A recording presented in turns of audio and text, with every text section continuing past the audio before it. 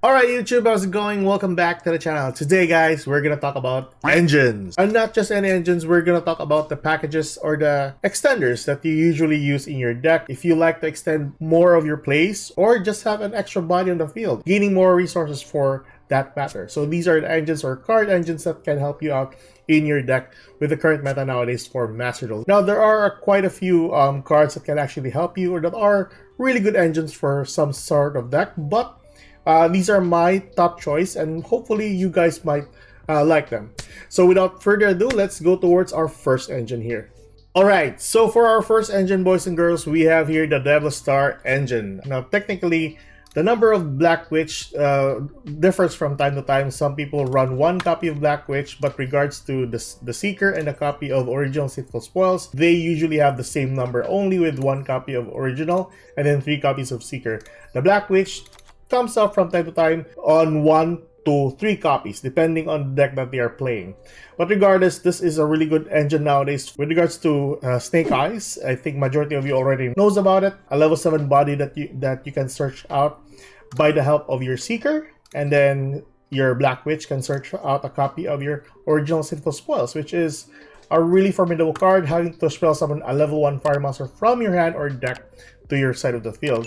So that's still a pretty good engine to start off most of your combos. Furthermore, you don't have to use your normal summon if you have this engine right here. So this is kind of good with the current meta nowadays with the Year of Fire. So that is the Devilstar engine. Let's move towards our next engine. Alright, so for our next engine right here guys, or the next package, we will have the Dogmatica package or the Dogmatica engine. Now what does this engine really do? Well, it does a couple of things in a specified type of deck.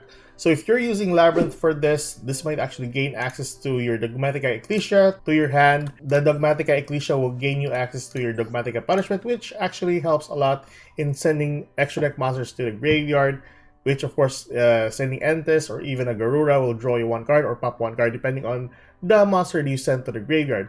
Furthermore, with a copy of the Dear Servant that you send an extra deck monster to the graveyard, it has a similar effect as the Dogmatica Punishment as well to kickstart or kick off your effects on the field. On a Branded Espia type of deck, this might actually benefit the user from time to time. I've seen some other builds where they are using Dogmatica Maximus on a Branded Espia deck.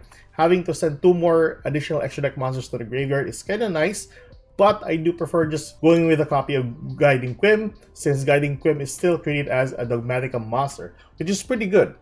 But yeah, the kicker for this engine is the copies of Nadir Servant, and I talked about this in my prediction ban list. Nadir Servant is a really OP card, having to search out a card and then send your extra deck monsters to the graveyard. Usually people are just running with this type of engine on specified decks.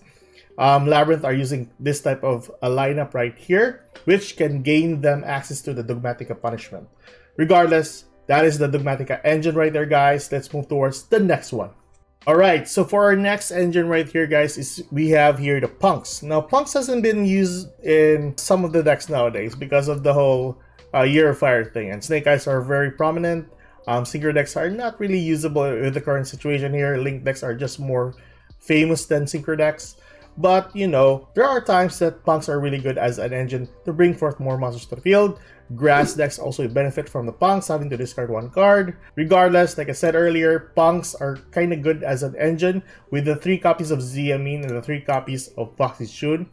And the 1 copy of Ogre Dance, or 3 copies of Ogre Dance, depending on your type of build. But usually people are just running 7 copies or of the Punk monsters just to limit the numbers for the engine and then bring out most of the cards. So it's either you can summon your level 3 to the field, which is also a tuner, or distribute the level 3 for a Foxy Tune or a copy of your Ogre Dance. So it's one of those scenarios right there, which is an additional body which you can actually depend on for a fodder to a Link summon or a Synchro summon. So that's pretty good as well. Or maybe, you know, an Exi summon. Depends on what deck that you are playing. So that is the Punk engine right there, guys. Let's go towards the next one. Alright, so for our next engine, we have here the Super Heavy engine. This is quite a big package for this type of engine, but it is really good in a sense because it does a couple of things. First of all, you can gain access to a Synchro Summon setting up a board. Second, you can pendulum summon with this type of build as well, or you can exit summon with 2 level 4s of the field depending on the cards that you are dealt with. But usually, with a copy of Wukaoshi as a starter or a copy of Bike, it's still really good. You have a ton of advantage with regards to just one copy of Wukaoshi or the motorbike. The only downside for this engine is you are running 9 cards in your main deck for this, so you need to cut off some of the cards as well just to have this engine work, or just settle with these type of cards as well. It's still really good as well on 8 cards in your main deck, depending on the deck that you're playing, of course. So that is super heavies for you guys. Let's go towards our next engine. Alright, so for our next engine, we have here the full armored package or the full armored engine. Now, what does this actually do? Now, technically, this actually works well with level 3 monsters because it can easily go into your torpedo, which you can go into a copy of your fortress and then go into a copy of your Dark Knight Lancer during your opponent's turn, which has a really cool interruption, absorbing 1 monster on your opponent's side of the field, which is kind of nice. The thing here is you don't have to worry about the trap card in gaining access to this because your torpedo or your fortress, I mean, can just detach 1 to search out your trap card. I think majority of the people already know about this engine and they prefer just the trap card rather than the spell card. But so far so good. People are just going with the trap card, which is really nice as an interruption during your opponent's turn. The only downside for this is you'll end up with 3 extra deck slots taken from the package. You can also run this, the Crystallized Zero Lancer, and use this during your turn. Now the thing about the Crystal Zero is it is a Dark Ruler no more if you detach 1 material. I think that's basically it. An easy access to your Dark Knight Lancer during your opponent's turn, a quick absorb, and a really good interruption as well. Main deck, you only have to work with either 1 to 2 cards if you are running the spell card, but I do prefer, or I do advise just running with a trap card because it's still a really good card to access your cards. But yeah, it's just the extra deck that takes up more space. But 3 cards, I think that's okay though, right? So this is the engine by total if you are running all level 3s. So that is our full armor engine. Let's move towards our next one. Alright, so for our next engine or package, I think this is more of a package rather than an engine. So this is the DPE engine here. So technically, you can have additional bodies on the field with the Denier and the Malicious. The only downside for this is typically you'll have some bricks of the Denier and the Malicious on your starting hand. That would be such a bummer. It's not like before where Dasher was a thing and you can just run 4 cards in your main deck and then 1 card from the extra deck. But, you know, they actually banned the Dasher. So we are settling with the Malicious, which is not half bad, I would say. But yeah, the Fusion Destiny is an easy access to your DPE. If you have this card on hand, you can just send the Malicious and the copy of Denier to the graveyard for the Fusion Summon. Also, it locks you up into Hero Monsters only, which is it's not half bad because you're just gonna use the Fusion Destiny at the end of the turn. But yeah, that's basically it. That's the DPE engine, additional pop. And also, the monsters on the field loses 200 attack for each hero monster in the graveyard. So if you have the Malicious or the 2 Malicious and the 1 copy of Denier in the graveyard, you basically have 600 minus to the attack of your opponent's monster. So that's still pretty good though. Also, every turn you can pop a card. That's still nice. So that is the DPE engine for you guys. Let's move towards our final engine here. And for our next or last engine, I would say, or I think this is a package. Yeah, we have here the adventure package or the adventure engine. Now, for my likes and dislikes, this is actually like a 50-50 thing. Because first and foremost, although the engine will allow you or just accumulate your special summon, there are some instances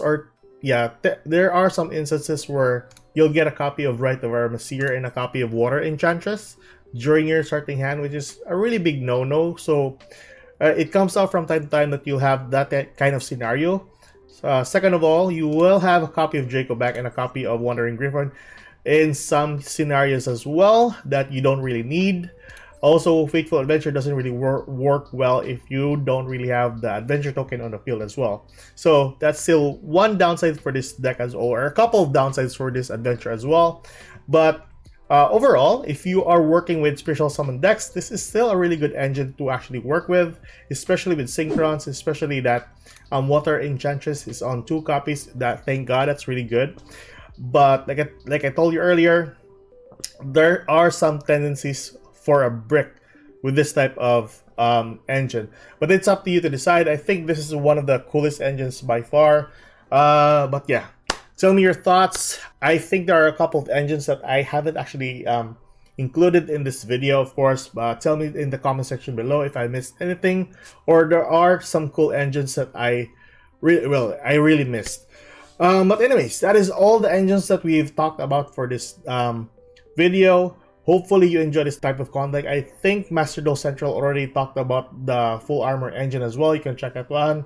It is pretty good as well. His in-depth idea with the full armor engine is kind of good as well. I do think the level 3s are kind of good nowadays, especially with the full armor engine.